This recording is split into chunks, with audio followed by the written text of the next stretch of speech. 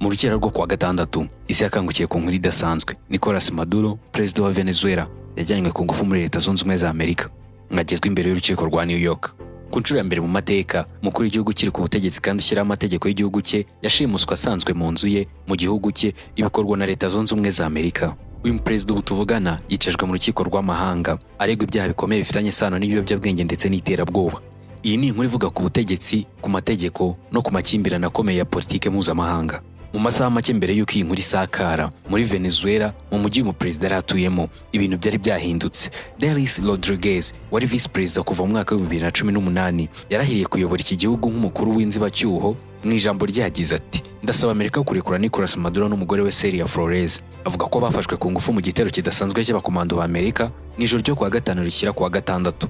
Kandi Rodriguez akomeje agira ati: "Ibi ni ugushimuta umukuru w'igihugu cyigenga, ntabwo byagakwiye kubaho." Nyuma y'amagambo agaragaza agahinda k'Abanyavenezuela mu mujyi wa New York mu gace ka Manhattan, urukiko rwari rucungiye umutekano by'ikirenga Nicolas Maduro w'imyaka 63 ubwo yagezwaga imbere y'umucamanza Alvin Hellerstein w'imyaka 92. Perezida Maduro ubwo yajyanwaga mu rukiko yari yambaye umupira w'ubururu w'ijosi rya V hejuru ya t-shirt ya orange n'ipantaro isa nka kaki. Amaguru ye yarahambiriwe ndetse n'amaboko ye yarahambiriwe. Ku ruhande rwe hari umugore we Celia Flores w'imyaka 39, aharusha umugabo w'imyaka igera kuri 6 yose. Nawe yari yambaye imyenda isa nk'iy'umugabo we yambaye. Bakigera mu rukiko, umushinjacyaha mukuru wa Amerika witwa Pam Bondi yabakiriye ndetse akomeza basomera ibyaha baregwa bose. Yabwiye ko baregwa ibyaha 4 birimo ibi bikurikira. Icyaha cya mbere babwiye ko baregwa gucura umugambi w'iterabwoba n'ubucuruzi bw'ibiyobyabwenge. Icyaha cya kabiri babwira ko baregwa umugambi wo kwinjiza kokaine muri Amerika. Icyaha cya gatatu abasomera ko baregwa icyaha cyo gutunda za machine guns n'ibikoresho biturika. Ababwira ko icyaha cya kane baregwa ari ugucura umugambi wo gukoresha izo ntwaro zavuzwe hejuru mu kugirira nabi Amerika. Maduro yahise ahakana yivuye inyuma ko ibyo byaha byose aregwa atari byo, avuga ko ari umwere. Perezida Maduro nyuma yo guhakana ibyaha bye byose yahawe ijambo.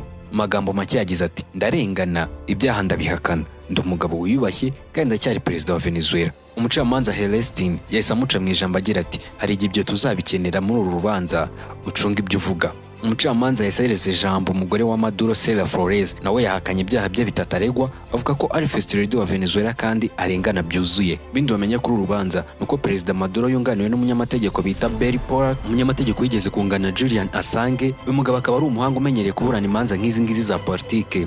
Ni mu gihe umugore we yunganiwe n'umunyamategeko witwa Mark Donnell wo muri Texas. Umucamanza akomeje asobanurira abaregwa uburenganzira bwabo, aho yababwiye ko harimo kuba baburanirwa cyangwa se bagacicika. Muri make iburanisha ryamaze iminota 30 gusa, itigeze irengaho n'umunota n'umwe. Abategetsi n'abasesenguzi bavuga ko iki atari ikibazo cy'intambara ku biyobyabwenge gusa. Bavuga ko Amerika ishobora kuba igamije kugenzura ibitoro bya Venezuela, kubera ko iki gihugu gifite hafi 20% by'ububiko kamere bw'ibitoro bitunganije ku isi. Mu gihe abategetsi n'abasesenguzi babona gutyo, ku ruhande rwa Washington bo bavuga ko ari ugushyira mu bikorwa amategeko mpuzamahanga. Iburanisha ryaje gusozwa, umucamanza atangaza ko iburanisha rizakomeza tariki ya 17 Werurwe uyu mwaka turimo 2026. Mu gihe abantu basohokaga, umwe mu baturage yabwiye amagambo akomeye Perezida Maduro ati: "Ishyura ibyo wakoze." Maduro yamusubije agira ati: "Ndi perezida washimuswe, ndi imfungwa y'intambara." Aya magambo Perezida Maduro yavuze yagarutsweho cyane n'abasesenguzi ba politike, ndetse agarukaho cyane n'abayobozi b'ibihugu bidacana uwakana Leta Zunze Ubumwe za Amerika. Nyuma yo kuvuga aya magambo, yasohowe mu rukiko ndetse n'umugore wamukurikiye. Byinshi byagiye bisohoka mu bitangazamakuru,